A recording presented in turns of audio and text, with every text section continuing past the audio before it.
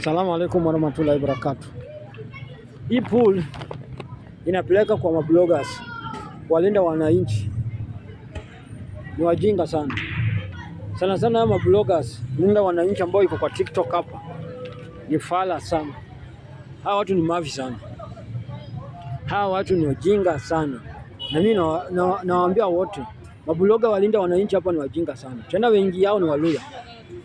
Wajinga sana, wanapenda mambo ya ukabila sana.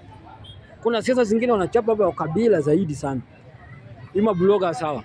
Na ni mbao bloggers wa njaa. Sasa wote wana pin namba zao hapo kwa TikTok.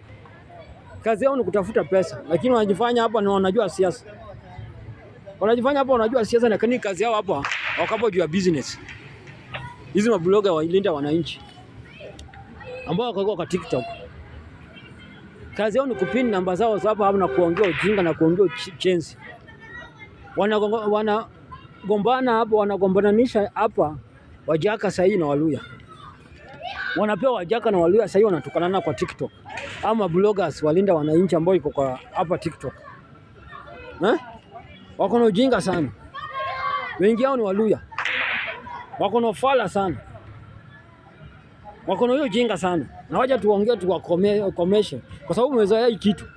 Kitu yote kifanyika kidogo hivi wamesema kuombanisha watu na ukabila na mambo ya matusi. Sisi akina Sifuna wakosane huko inatuhusu nini? Wapendane huko inatuhusu nini? Swali divide ODM hapo kacheka nyinyi.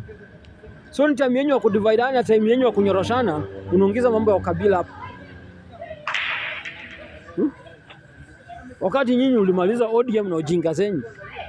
Sasa hii linda wananchi iko na huko. Mabloga linda wananchi wameleta ufala hapo wanaongea. Kama number 1 ni Jonte. Jonte ako na ufala number 1. Number 2 ni Cosmas. Ako na ujinga number 1. Mwingine pia aliingia kwa hii group kwa sababu kwa kupimpin namba yake anaita Obina. King Obim. King Obim. Yeye pia ako na hiyo tabia ya ukabila. Na kuna haja bwana watu waambie ukweli, hata kama watakasirika wakasirike. Hata kama watakublock kwa life yao waambie ukasirike.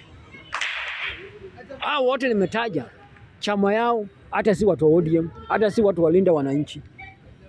Jonte ambao analeta mambo ya ukabila hapo kwa TikTok. Yeye ni mtu wa DCP. Cosmas ambao analeta ukabila hapa mwanzo aende mpaka misho. Yeye ni mtu wa DCP. King Obim. Yeye mwenyewe ni mtu wa Root Party. Hebu niambie.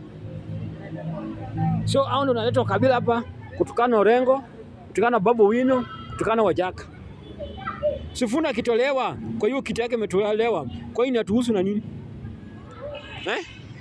Yaani kitu yote siku hizi Waluya wafanyiwe, wanakuja na blame Wajaluo. Waluya wakifanywa kitu, wanakuja wa blame Wajaluo. Hata Mjaluo mmoja akipiga Mluya, wanakuja wanaweka Wajaluo wote hapo. Hao watu wako na ujinga sana Waluya. Wako na ufala sana mabloggers Waluya. Wako na nyege ya ujinga, wako na nyege ya siasa ya ufala sana. Hama bloggers wa TikTok Waluya wako TikTok ni wajinga sana, wako na ufala sana.